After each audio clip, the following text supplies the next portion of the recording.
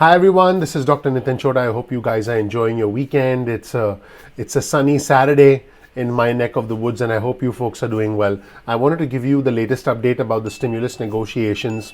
I had mentioned in on my channel that the president has not stepped in as far as the stimulus negotiations are concerned since the election. The president did do an address at the Rose Garden yesterday where he talked about Operation Warp Speed. I did cover that yesterday on our channel, and again we do need to thank the president for Operation Warp Speed, because that has led to a vaccine, in less than a year, whereas vaccines normally take 5 years, 10 years, or longer. But today I want to announce that the president has finally made his voice heard as far as the stimulus negotiations are concerned. The president tweeted out this morning, Congress must now do a COVID relief bill, needs Democratic support, make it big and focused, get it done. Now, actually, you might think that this is just another announcement, but this is actually a different announcement. It is not a generic announcement, and I'll tell you why. First of all, the president recognizes that it needs Democratic support. This has been, let me be clear, this has been a very bruising election for both sides. And, I've talked about two different realities on our channel. It doesn't matter to me whether you're red or blue. For us on this channel, it's about the red, white, and blue. But here's something important that the president said today. Congress must now do a COVID relief bill. We know that. But this is important. He acknowledged the fact that it needs Democrat support. Now, House Speaker Pelosi, who has been the one who's been consistently holding out for a large bill, has wanted upwards of $1.9 trillion. In fact, the updated version of the HEROES Act, just so that I can remind my viewers and subscribers, was at $2.2 trillion with over $400 billion in funding for state and local governments.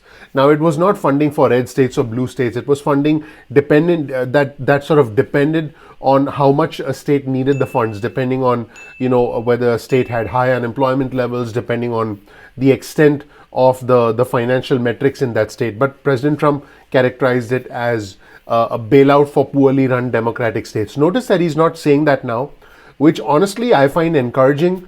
It's a good thing that the President of the United States decided to step in. That is a good thing. It's also a good thing that we approach this now in a non-confrontational manner, because the people have spoken.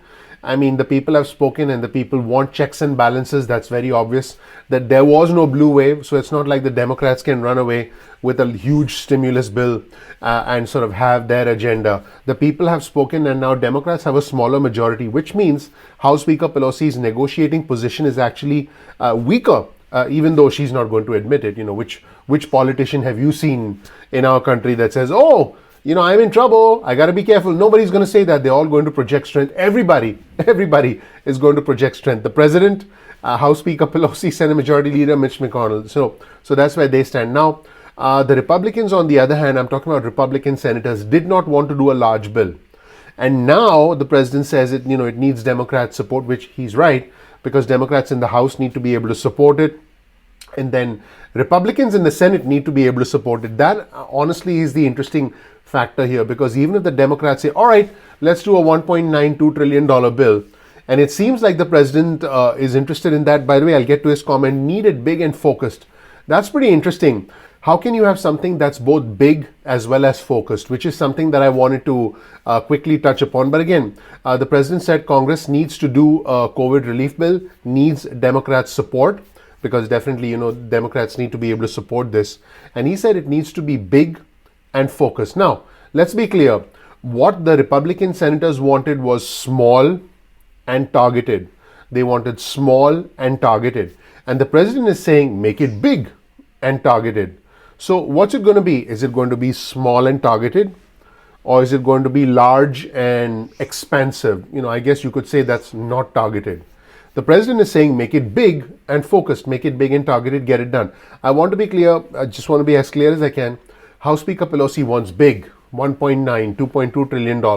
By the way, she was offered that. Notice that the president did not say, I'm willing to support larger numbers than the Democrats. Why?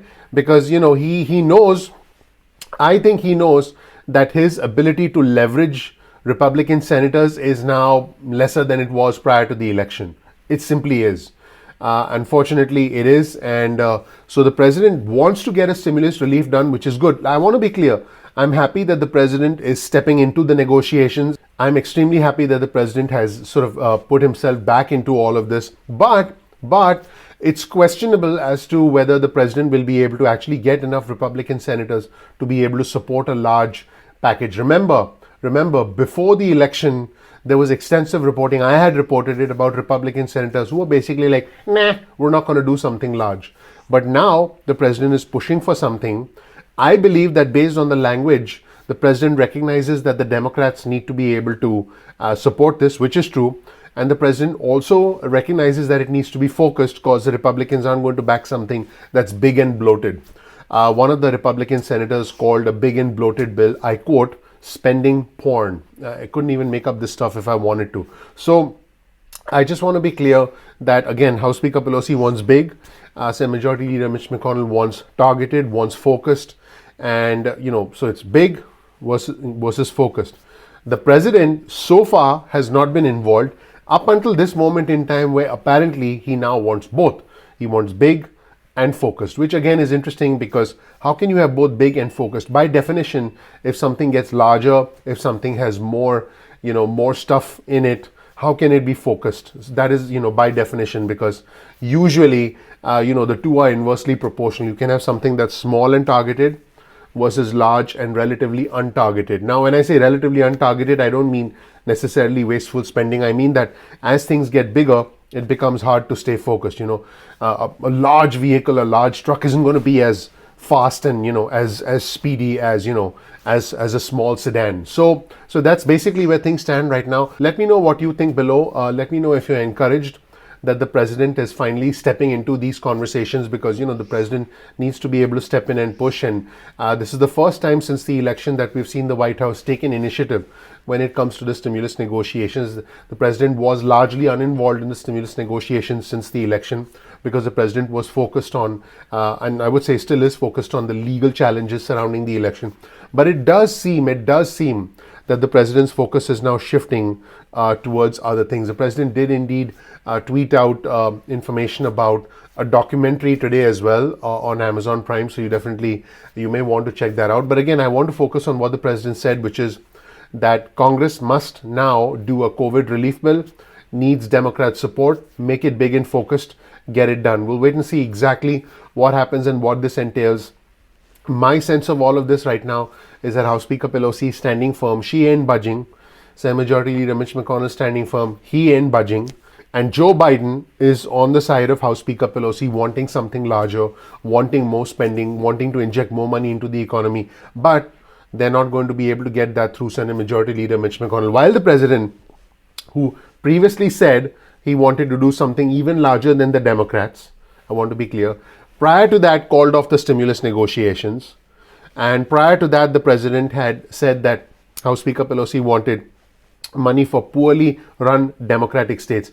Now the president is saying he wants something that's big, like what House Speaker Pelosi wants, and focused, like what Senate Majority Leader Mitch McConnell wants. So what ultimately ends up happening is anyone's guess, but hopefully this can get the two sides moving along and we can see some sort of an agreement, although we'll have to wait and see what happens, because my belief in all of this is, if the Georgia Senate runoff races go the Democrats' way, then the Democrats are going to push for a larger stimulus package after the inauguration.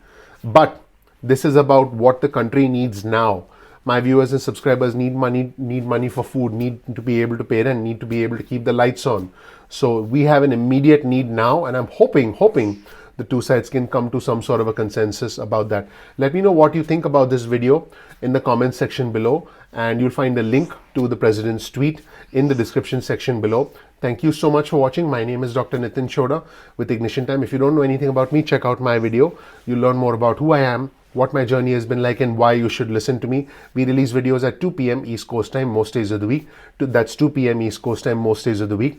And I'm hoping that you can click like, you can click subscribe, you can enable notifications. I would really appreciate that if you take a moment of your time to do that. So please do that. You can get on our SMS list. If you get your cell phone out, send a text message with the word ignition or with the word time to 70,000. That's 70000.